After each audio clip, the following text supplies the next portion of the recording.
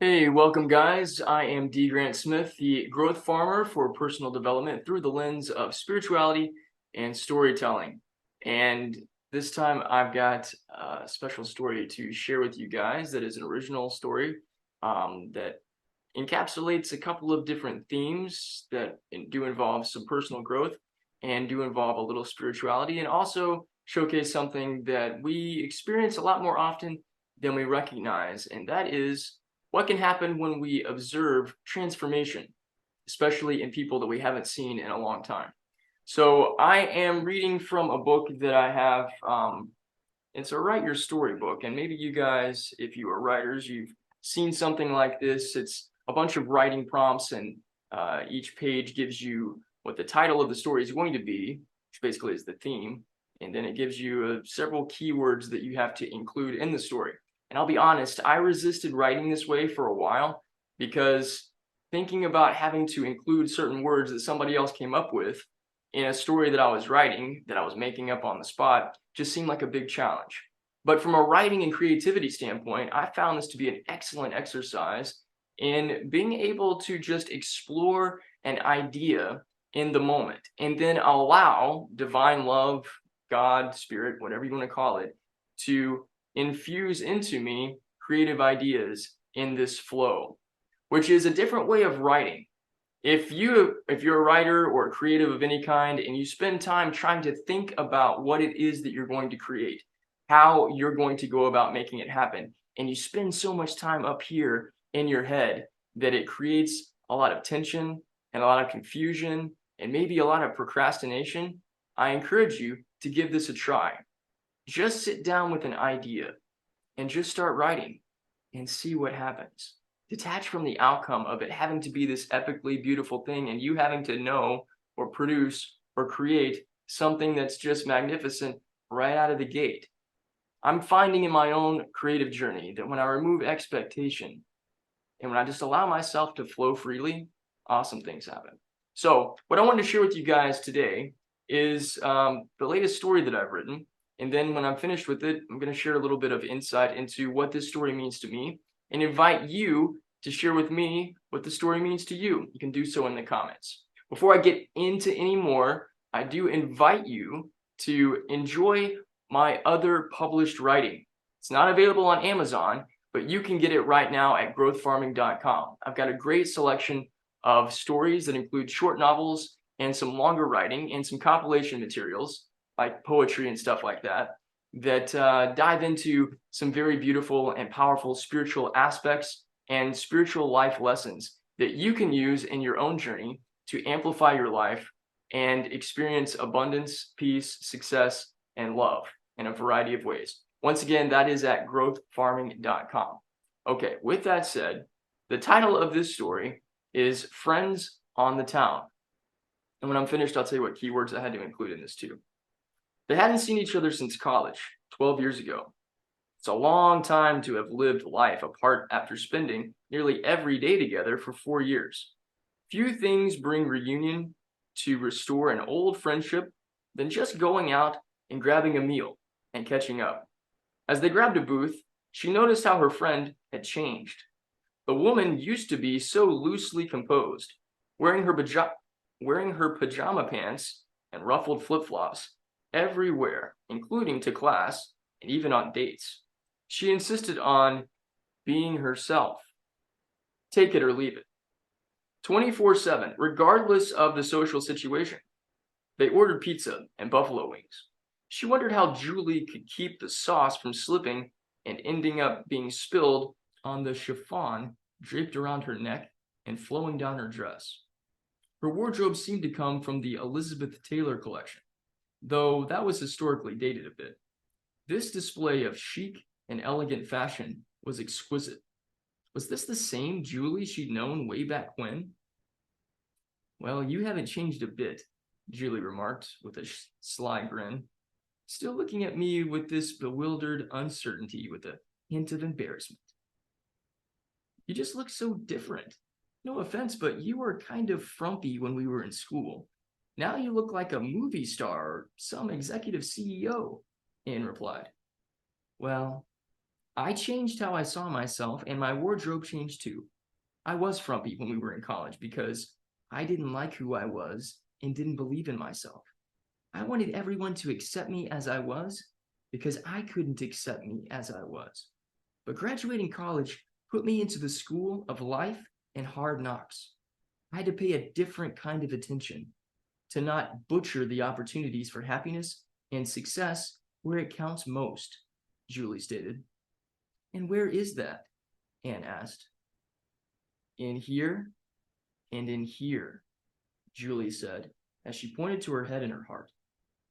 I'm not a movie star, CEO, or Instagram influencer. Actually, I work for an accountant.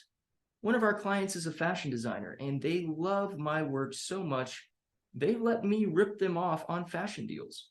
It's really fun. I could never afford to dress like this if I had to shop for it. Julie squealed with laughter. Her laugh hadn't changed, nor her sarcasm. It was great for Anne to experience new life and a different perspective living out loud through her old friend. That's the end of the story. So the keywords that I had to include in this were pizza, booth, college, restore, collection, rip, buffalo wings, chiffon, butcher, and display. And the chiffon part was probably the hardest one. And I had to look up what that is because women's fashion is not really my forte. But when I started out writing this story, I thought I would just write the story of two friends catching up from college after having not seen each other for a while.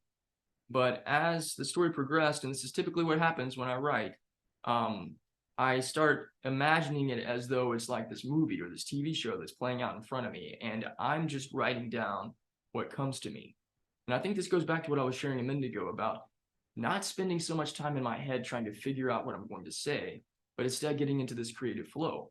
Because when we're in the creative flow and we're allowing it to come to us in real time, there's no control, there's no like attachment to it having to be a certain way. We're doing what that old classic rock song says, hold on loosely, but don't let go. And so, yes, I'm flowing and seeing this story play out in my mind, and I don't know where it's going to go. I don't know how it's going to end. I know that I have a limited amount of room on my page because that's the way this thing is designed, that I have to get to the end of it by the time I get to the end of this page, but I don't know when that's going to happen. And I don't know what the big end thing is going to be, but around the middle of the story, especially talking about the fashion change that Julie had gone on, it occurred to me that 12 years, I graduated college about 16 years ago, 17 years ago. And a lot's changed in my life in the last 17 years. And I could totally relate to the character of Julie in changing the way we see ourselves, changing the way that we show up in the world. When I was in college, I didn't believe in myself either. I wore clothes that was way too big for me because I was too embarrassed to admit that I wore a small frame dude. That's just the way that it works. But in my insecurities and in my fears, I wore clothes that looked like I was wearing my dad's clothes to work. And it didn't suit me. But it was all because I didn't believe in myself. I didn't love myself. I didn't know what that was. And the part in the story where Julie says, I wanted everybody to love me and accept me exactly as I am was because I didn't love and accept myself exactly as I am. And there's a lot of autobiography written into that part of the story because that was exactly how I felt when I was in college. I had really long hair, a giant goatee, and I didn't really take care of myself physically. I certainly didn't take care of myself emotionally, but I wasn't doing anything. Had like this attitude of like, this is me, take it or leave it. But the reality was I wasn't taking me, take it or leave it.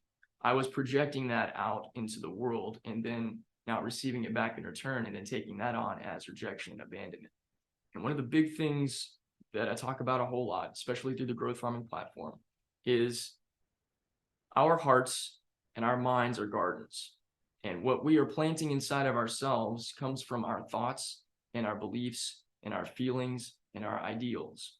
And if we are looking to the outside world, our relationships, our circumstances, for evidence or reasons for why we're worthy or why we're good enough, we're going to constantly be in this place of codependency.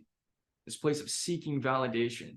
And even when we get it, we're not going to be satisfied, because the real source for the love that we want is within us. And until we choose to love ourselves, we're always going to be searching and looking and hunting for what it is that's not actually out there anywhere. It's actually right here inside of us. And so if you have any insecurities or fears, or you find yourself seeking validation, you find yourself showing up and just like not caring the way that you look, but desperately on the inside wanting someone to value you and respect you, I encourage you to do this one thing. Spend some time with yourself and look at yourself in the mirror. And it doesn't matter whether you dress up and you're looking like the rock star of rock stars, or an Instagram celebrity, or you're a super frumpy person, or you got super long hair and you're a dude and you haven't, you don't dress up and you're wearing your dad's t-shirts, whatever, it doesn't matter. Look at yourself in the mirror and tell yourself this very important thing. The one thing that all of us want to hear, no matter who we are. I love you. I choose you. And I've got you, come what may, no matter what. Ultimately, that's what self-love is. And it's a way to break free from the pattern of seeking something outside of yourself, when what you really want is actually your own love and your own acceptance and your own validation. So there's a little growth farming / vitamin D grant tip for you for today. Thank you for listening to the story. If you'd love to experience more of these stories, I invite you to join me at growthfarming.com. See the stories that I've got there, and look at the community options as well under membership. I appreciate you. I love you, and I'll see you again soon.